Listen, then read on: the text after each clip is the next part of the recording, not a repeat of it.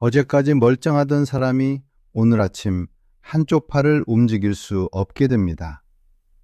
젓가락을 들려고 하는데 손에 힘이 전혀 안 들어가고 말을 하려고 하는데 발음이 이상하게 나옵니다. 거울을 보니 입이 한쪽으로 삐뚤어져 있습니다. 119를 부르고 병원에 도착해서 검사를 받습니다. 의사 선생님이 말합니다. 뇌경색입니다.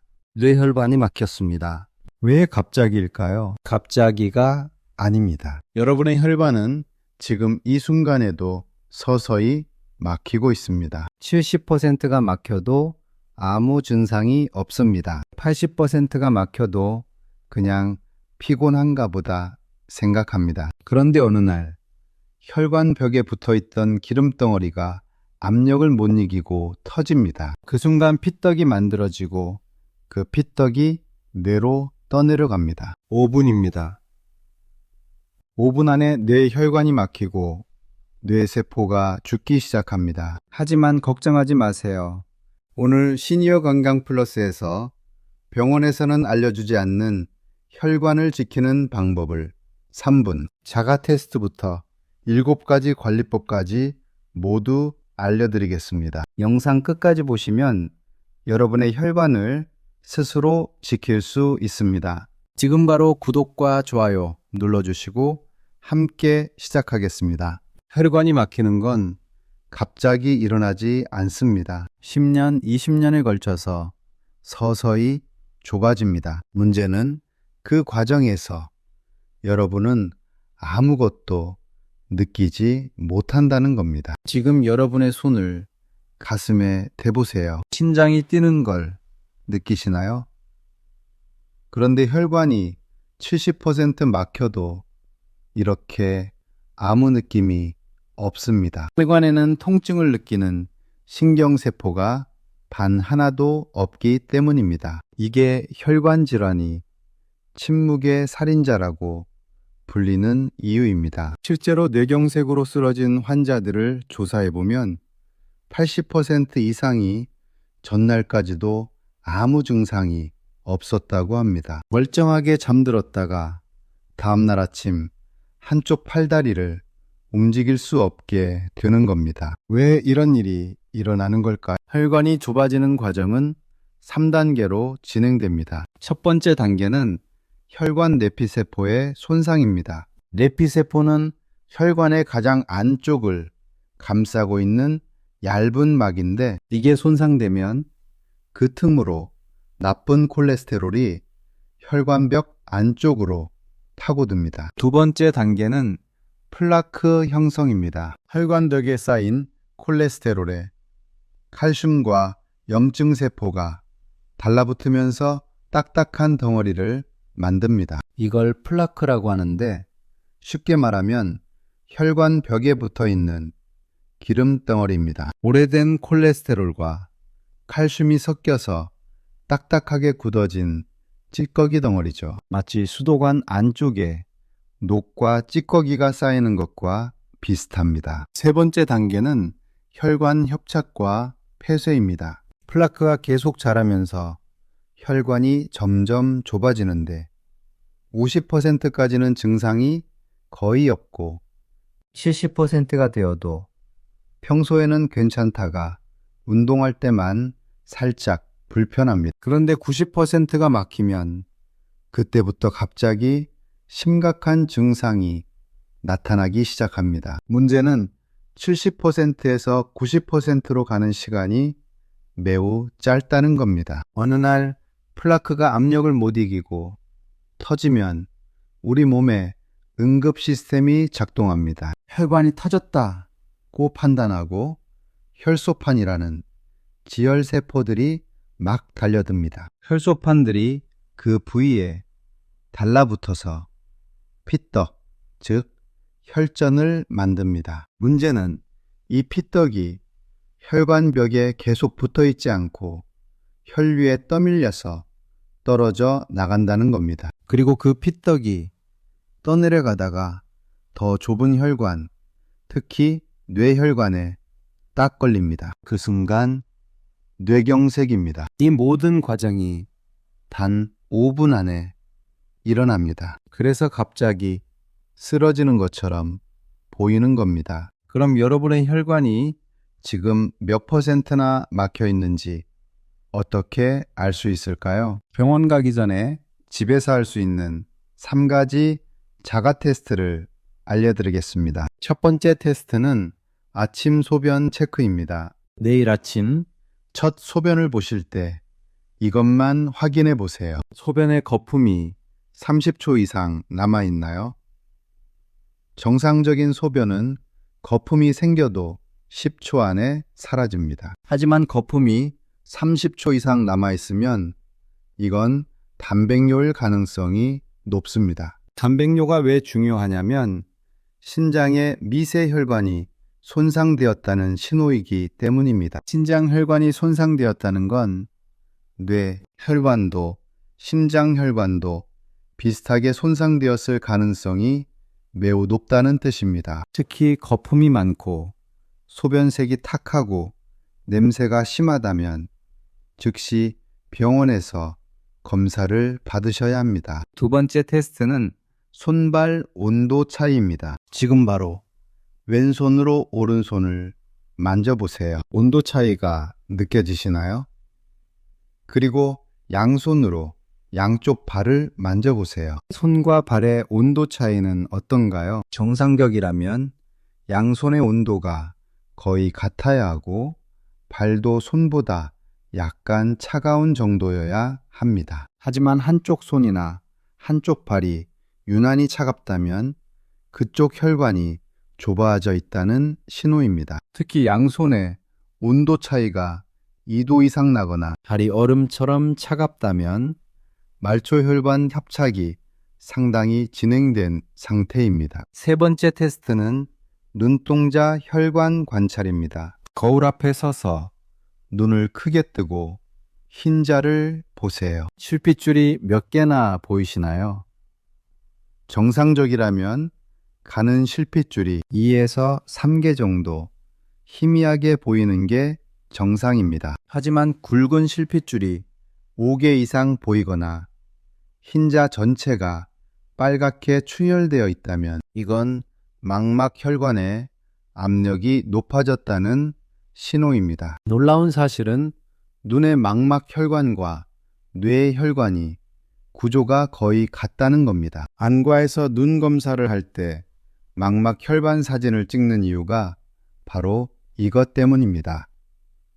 망막 혈관 상태를 보면 뇌 혈관 상태를 추정할 수 있기 때문이죠. 만약 이 세 가지 테스트 중에서 하나라도 해당된다면 혈관 검사를 꼭 받아보시기 바랍니다. 그렇다면 왜 시니어가 특히 위험한 걸까요? 나이가 들면 우리 몸에서는 4가지 중요한 변화가 일어납니다. 첫째, 혈관 내피세포의 재생 속도가 느려집니다. 젊을 때는 손상된 내피세포가 24시간 안에 새로 만들어지는데 나이가 들면 이 재생에 3에서 4일이 걸립니다. 그 사이 손상 부위가 계속 노출되어 있으니까 콜레스테롤이 침착될 시간이 충분한 겁니다. 둘째, 콜레스테롤 대사 효율이 감소합니다. 간에서 나쁜 콜레스테롤을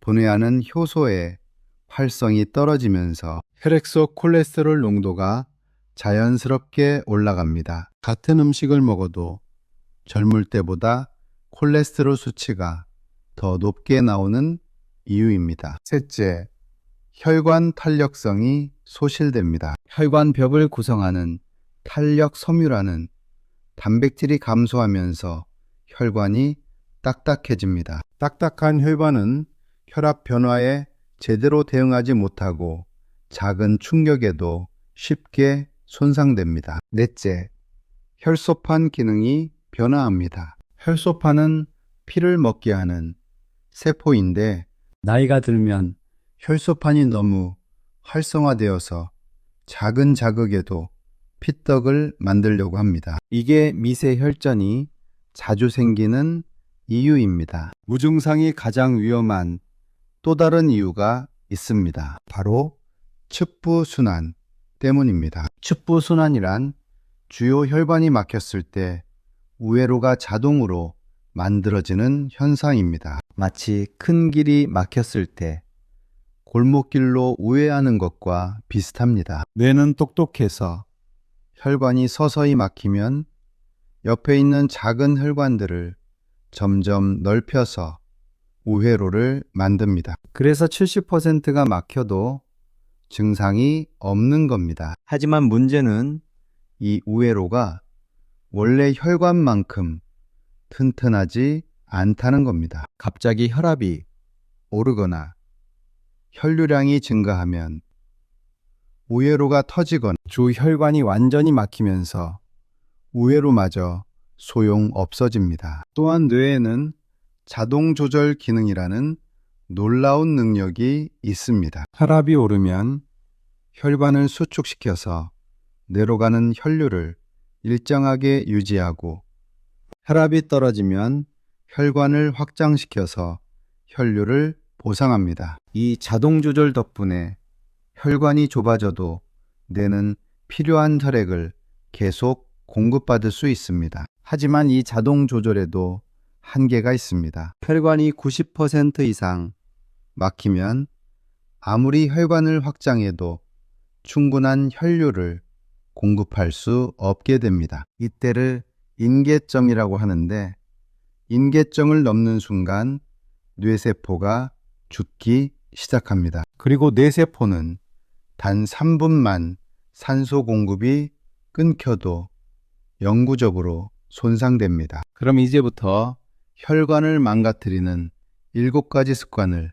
말씀드리겠습니다. 이것들은 누구나 아는 뻔한 내용이 아닙니다. 병원에서도 잘 알려주지 않는 숨겨진 진실입니다. 첫 번째는 아침 기상 후 첫 30분입니다. 아침에 눈 뜨는 순간부터 30분 동안 여러분의 혈관은 1년 중 가장 위험한 상태입니다. 통계를 보면 뇌경색과 심근경색의 60%가 아침 0시에서 10시 사이에 집중되어 있습니다. 수면 중에는 부교감 신경이 우위라서 혈압이 낮고 심박수도 느립니다. 그런데 눈을 뜨는 순간 교감 신경이 급격하게 활성화되면서 혈압이 30에서 50mm 요치글이 급상승합니다. 이때 혈관벽에 엄청난 압력이 가해지는데 특히 플라크가 있는 부위는 이 압력을 견디지 못하고 터집니다. 플라크가 터지면 그 안에 있던 끈적끈적한 기름이 혈관 안으로 쏟아지고 혈소판들이 그 부위에 달라붙어서 피떡을 만듭니다. 그 피떡이 떠내려가다가 뇌혈관에 딱 걸리는 겁니다. 이 모든 과정이 단 5분 안에 일어납니다. 그래서 아침에 눈 뜨면 절대 바로 일어나지 마세요. 첫 번째 단계는 눈 뜬 채로 3분 누워있기입니다. 천천히 깊게 호흡하면서 심박수를 서서히 올리는 시간입니다. 두 번째 단계는 침대에 앉아서 3분 있기입니다. 다리를 침대 밑으로 내리고 발목을 10회 돌려주세요. 종아리 혈류를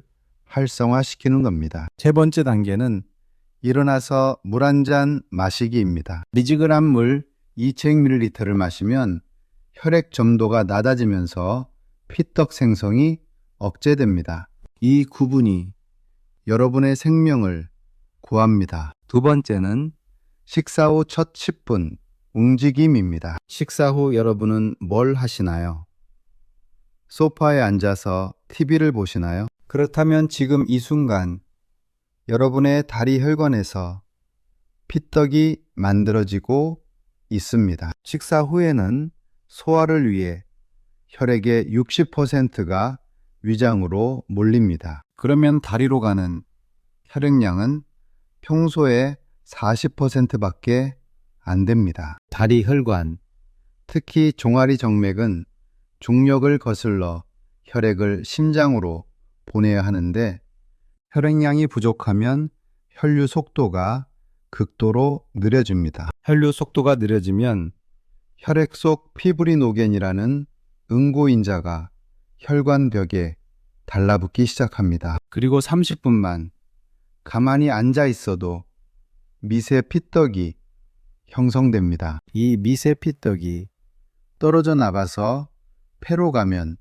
폐색 전증이고 뇌로 가면 뇌경색입니다. 식사 끝나고 즉시 1분 차에는 자리에서 천천히 일어나세요. 10초간 서 있으면서 어지럼증을 방지합니다. 2에서 3분 차에는 제자리 걷기를 하세요. 무릎을 90도까지 올리면서 팔을 크게 흔들며 종아리 근육 펌프를 작동시키는 겁니다. 4에서 7분 차에는 천천히 실내를 걸으세요. 분당 60에서 80보 정도로 팔을 자연스럽게 흔들면서 대화 가능한 속도로 걷는 겁니다. 8에서 10분 차에는 스트레칭을 합니다. 종아리를 20초씩 2회 늘리고 발목을 10회씩 돌려주세요. 이 10분이 식후 피떡 생성을 90% 억제합니다. 세 번째는 수면 자세입니다. 잘못된 자세로 자면 8시간 내내 뇌로 가는 혈류가 30% 감소한 상태로 잠을 잡니다. 30년간 잘못 자면 그게 치매입니다. 목 각도가 15도만 틀어져도 경동맥이 압박받습니다. 경동맥은 뇌로 가는 혈액의 80%를 담당하는데 이게 압박되면 뇌 혈류가 급감합니다. 특히 옆으로 누워서 팔을 베고 자면 목이 한쪽으로 꺾이면서 한쪽 경동맥은 완전히 눌립니다. 그 상태로 8시간, 뇌의 한쪽은 산소 부족 상태로 하룻밤을 보내는 겁니다. 매일 밤 미세 허혈이 반복되고 그게 쌓여서 혈관성 치매가 됩니다. 베개 높이는 누웠을 때 목과 침대가 정확히 15도 각도를 유지해야 합니다. 주먹 1.5개, 높이가 적당합니다. 자세는 반드시 누운 자세가 최상이고 옆으로 눕는다면 무릎 사이에 베개를 끼우세요. 엎드려 자기는 절대 금지입니다. 아침에 목이 뻐근하면 각도가 틀린 거고 한쪽 팔이 저리면 혈류가 차단된 겁니다. 네 번째는 입 호흡입니다. 지금 이 순간 여러분은 입으로 숨 쉬고 계신가요? 코로 숨 쉬고 계신가요? 확인해 보세요. 입으로 숨 쉬는 사람과 코로 숨 쉬는 사람의 뇌 혈관 나이가 15년 차이 납니다. 코의 부비동에서는 일산화질소가 생성됩니다. 일산화질소는 혈관을 확장시키는 가장 강력한 물질입니다. 1998년 노벨 생리의학상을 받은 발견입니다. 코로 숨 쉬면 이 일산화질소가 폐로 들어가고 혈류를 타고 전신 혈관으로 퍼지면서 혈관을 넓힙니다. 특히 뇌혈관에서 혈류량이 20에서 30% 증가합니다. 하지만 입으로 숨 쉬면 일산화질소 생성이 거의 일어나지 않습니다. 결과적으로 뇌혈관은 계속 좁아진 상태로 유지되고 허혈 상태가 만성화됩니다. 기본 자세는 입을 완전히 다물고 혀끝을 입천장에 가볍게 대는 겁니다. 이것만으로도 입 호흡이 차단됩니다. 4에서 7에서 8 호흡법을 하루 10회 해보세요. 코로 4초간 들이쉬고 7초간 숨을 멈추고 이게 일산화질소 생성 시간입니다. 그리고 8초간 천천히 내쉬세요. 이 호흡을 10번 하면 뇌 혈류량이 즉시 측정 가능하게 증가합니다. 다섯 번째는 배변 시 혈압 급등입니다. 화장실에서 쓰러지는 사람의 80%가 배변 중에 뇌출혈이나 심근경색으로 사망합니다. 변을 보는 단 10초 동안 혈압이 50에서 80mm의 지글이 급상승하기 때문입니다. 변을 볼 때 복압을 주면 발살바수기라는 현상이 일어납니다. 발살바수기가 뭐냐고요? 쉽게 말하면 숨을 참고 배에 힘을 주는 그 행동입니다. 마치 무거운 짐을 들어올릴 때처럼 으쌰 하면서 온몸에 힘을 주는 그 동작이죠. 이렇게 하면 가슴 안쪽 압력이 풍선에 바람 넣듯이 급격히 올라갑니다. 그러면 신장으로 혈액이 들어오는 정맥이 이 압력에 눌려서 혈액이 제대로 들어오지 못합니다. 심장으로 들어오는 혈액량이 줄면 몸은 위기 상태로 판단하고 교감신경을 극도로 활성화시킵니다. 아드레날린이 대량 분비되고 혈압이 순식간에 치솟습니다. 이때 뇌혈관에 약한 부분이 있으면 압력을 견디지 못하고 터집니다. 뇌출혈입니다. 그리고 변을 다 보고